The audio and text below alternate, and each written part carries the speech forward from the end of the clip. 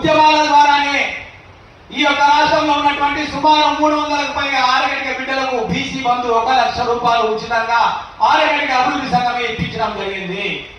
అది ఉద్యమ ఫలితం. మా గడిపించారు కొండవాగ బాలకృష్ణ మరియు మధు శ్రీను ఈ సిద్దిపేట బిడ్డల యొక్క కృషి ఫలితం.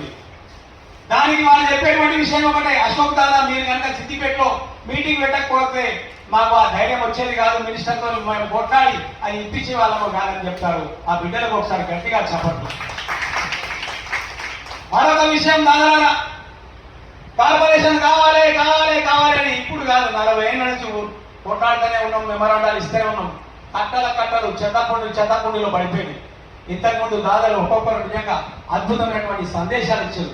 మా సినిమా డైరెక్టర్లు, మన జీజే రాజారావు, మన అట్లాగే మా నందీశ్వర దాదా మరియు ఇక్కడ కూర్చున్నటువంటి నరేందర్ దాదా కానీ మా బాయి గోషమాయి నుంచి వచ్చినటువంటి బాయి మా సరస్వతి మహిళా బాయి నిజంగా ఆ బిడ్డకు ఒకసారి గట్టిగా చెప్పండి. మహిళా బిడ్డలందరూ తీసుకొని వచ్చింది.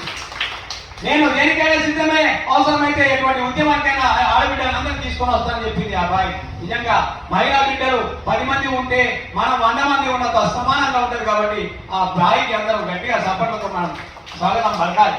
ఇక రాబోయే ఉద్యమాలు మరి ఎట్లా లేదా, ఇక్కడ కొన్ని ధనవంతుల సంఘాలు ఉన్నాయి. కొంతమంది మనని అనవసరంగా అవమానం చేస్తున్నారు, అవహేళన చేస్తున్నట్టే అవన్నీ పక్కకు పెట్టాలి. కుక్కలు మస్తు మరుగుతాయి.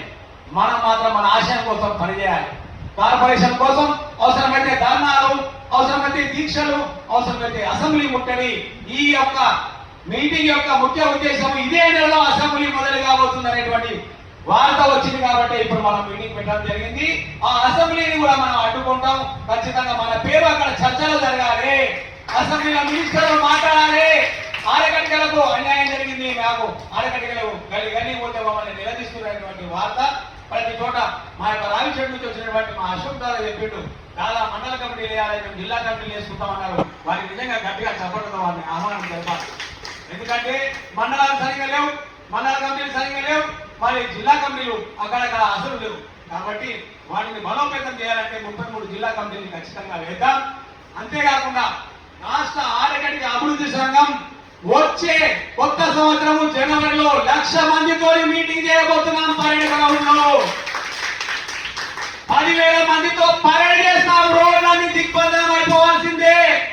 ఏదో ఉత్సాహం కోసమో చప్పట్ల కోసమో కాదు, ఇది ప్రతి ఒక్కరు ప్రతిజ్ఞ చేయాలి. చేద్దామా? ఆరగడిక బిడ్డల కోసం అంటే నీ బిడ్డల కోసం, నా బిడ్డల కోసం చేస్తున్నాం. ఎవరో పొలిటిక్స్గా గొట్టాగాళ్ళ కోసమో లేకపోతే ఏదో టైం పాస్ కోసమో అవసరం లేదు ఉద్యమాలు. మేము ప్రాణాలకు తెగించి కరోనాలో 7,000 కిలోమీటర్లు నేను పాదయాత్ర చేసిన. కరోనాలో బిక్కున చచ్చినటువంటి ఆరగడిక బిడ్డలు 100 మంది బిడ్డలాగా రాలిపోతున్నారంటే ఫేస్బుక్ లైవ్ షో 30 లైవ్ షోలు చేసిన. అట్లాగే మా దాదాల యొక్క పూర్తి సహాయ సహకారాలతో 5 మహాధర్నాలు, 3 మహా ర్యాలీలు చేసినాం. మీ అందరికీ కూడా తెలుసు. 30% వైన్స్ టెండర్ల రిజర్వేషన్ కోసం రాబోయే వైన్స్ టెండర్లో ఖచ్చితంగా మనకు 30% రిజర్వేషన్ కావాలి. దానికోసం మీరందరూ ఉద్యమాలు నడపాలి.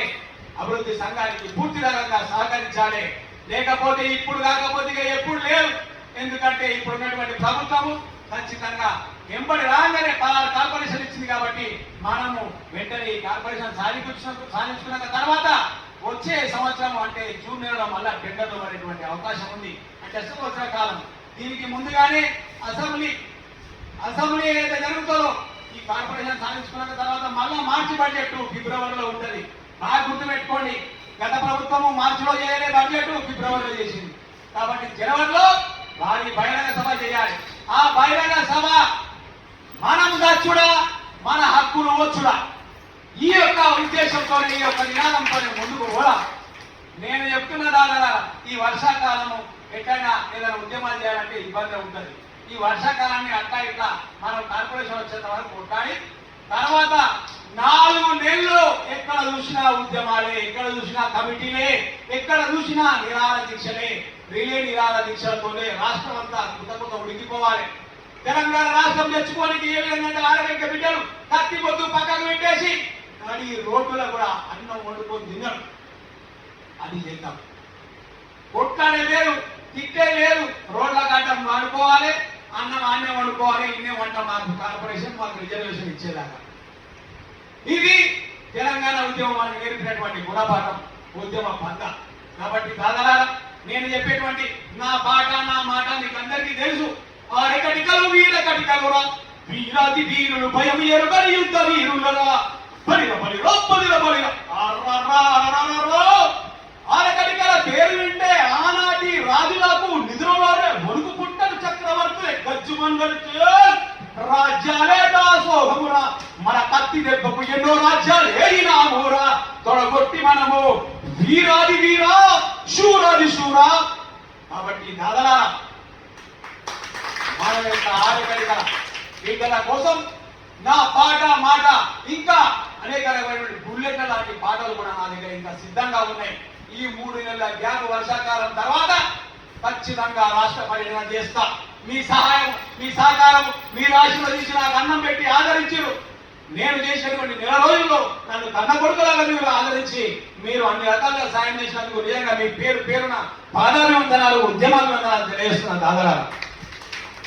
ఎందుకంటే మన పిల్లలు ఎట్లా గుర్తు చేసుకోవాలంటే అరే ఓ దౌడతావై ఆ టైం ఉంటే